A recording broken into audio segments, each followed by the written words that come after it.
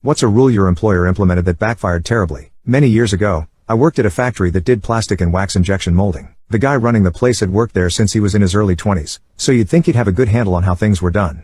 The problem with his leadership was that he had come up through the ranks as a salesman. He spent little to no time actually doing engineering or production. He was a wonderful salesman and a couple times landed contracts that were a great boon to the company. The man had a gift. He could have sold manure to a cattle farmer. One of his biggest contracts was a government contract. We were going to be making parts for the US military. During wartime, these types of contracts are as good as they come. The type of high-demand production runs that fill bank accounts. Workers were asked to work a minimum of 60 hours a week, with unlimited overtime pre-approved. Some of us younger workers were working 80+ hours a week, only going home during the work week to get some sleep, then coming right back at 5 a.m.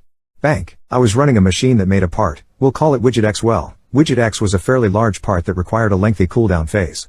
You can't just inject molten wax into a mold and expect it to hold shape until it is properly cooled.